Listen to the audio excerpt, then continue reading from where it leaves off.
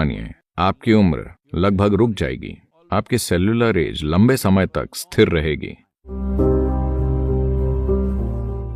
आज जैसे जैसे समाज ज्यादा से ज्यादा संपन्न हो रहे हैं, वो उतना ही बुरा खाना खा रहे हैं। भारत में गांव के लोग, बड़े शहरों में लोग वैसा खाना खा रहे हैं। वैसा भोजन यानी आज पश्चिमी समाज जो चीजें खा रहे हैं 60 दिन पुरानी होती हैं।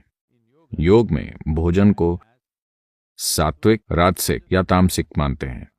तमस यानी अगर आप तामसिक भोजन खाएंगे तो आप में जड़ता आ जाएगी। जड़ता का मतलब बस आलसी होना नहीं है।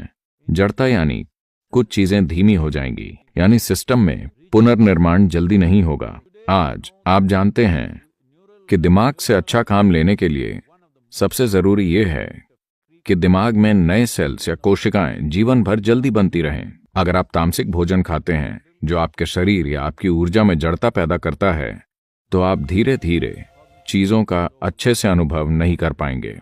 सभी ये समझते हैं, तभी वो कोका कोला के प्याले या कॉफी या शराब या कुछ और पीते हैं, क्योंकि वो जानते हैं कि इसे संतुलित करना जरूरी है। तो ये संतुलन लाने का बचकाना तरीका है, यानी पहले गलत चीजें खाकर फिर उसे सही चीजों से ठीक करना। दुनिया में सबसे ज्यादा एंटासिड दवाइयां, दुनिया के लगभग 60% एंटासिड अमेरिका में बेचे जाते हैं, जहां दुनिया के सबसे अमीर लोग हैं। यानी वहां कई विकल्प हैं, वो बेहतरीन खाना खा सकते हैं, पर नहीं, वो सबसे खराब खा रहे हैं, क्योंकि कमर्शियल बिजनेस आपका भोजन तय कर रहे हैं। आप सचेत होकर कुछ नहीं खा रहे हैं। मान लीजिए लोग ताजा खाना खाने लगे। योग संस्कृति में अगर आप कुछ पकाते हैं तो उसे ज्यादा से ज्यादा 1.5 घंटे में खा लिया जाता है। 90 मिनट से पहले उसे खा लेना चाहिए। उसके बाद भोजन को नहीं छुआ जाता, क्योंकि उसमें तमस आने लगता है, यानी जड़ता होगी। आप प्रयोग करना चाहें तो कर सकते हैं। 1 सप्ताह तक ताजी चीजें खाएं और फिर कोई प्रोसेस्ड चीज खाएं जो 1-2 महीने तक रखी गई हो। आप शरीर में सतर्कता का स्तर देखें, आप इसे खुद अनुभव कर पाएंगे। यह सेल्स या कोशिकाओं में होता है। इसकी मूल चीज है। हम इसे ओजस कहते हैं। इसका कोई अंग्रेजी शब्द नहीं है। अगर आप काफी ओजस पैदा करें, जो कि ऊर्जा का एक गैर भौतिक आयाम है, शरीर की हर कोशिका या सेल में ओजस हो, तो यकीन मानिए आपकी उम्र लगभग रुक जाएगी, आपकी सेल्यूलर एज लंबे समय तक स्थिर रहेगी। मुझ पर कुछ टेस्ट किए गए हैं और वो कह रहे हैं कि मेरी सेल्यूलर उम्र 25 है। वैसे मैं 25 की उम्र जैसा ही हूं, मैं उतनी ही गतिविधि कर रहा हूं, मेरा वजन उतना ही है, सब वही है। ये कोई चमत्कार नहीं है, सभी ऐसा कर सकते हैं, बस बुनियादी बातों पर ध्यान देना होगा। भोजन से एक और चीज जुड़ी है जिसे विरुद्ध आहार कहते हैं।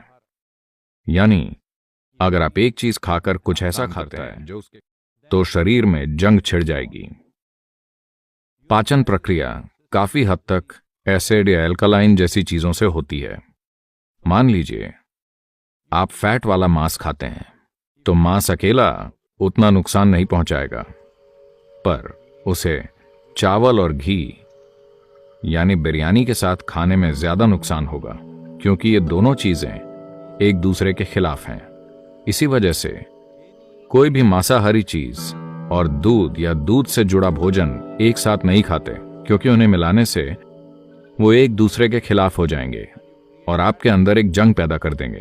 योग विज्ञान के हिसाब से भोजन पेट की थैली में 2.5 घंटे से ज्यादा नहीं, 2.5 घंटे में वो बाहर चला जाना चाहिए और पेट खाली हो जाना चाहिए। भूख नहीं लगेगी, पेट खाली रहेगा।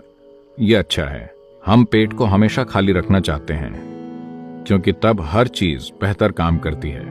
और पेट की सेहत को आज बिल्कुल नजरअंदाज कर दिया गया है।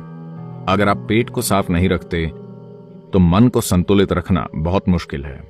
तो योग केंद्र में दिन की शुरुआत नीम और हल्दी की एक छोटी गोली खाकर होती है। आपके सिस्टम पर इसका जो प्रभाव पड़ता है उसके कई पहलू हैं। पेड़ जो आमतौर पर पूरे भारत में पाया जाता है, आज शायद दुनिया भर में 10 से 12 अलग अलग जगहों में उगाया जा रहा है। ये मूल रूप से भारतीय उपमहाद्वीप का पेड़ है।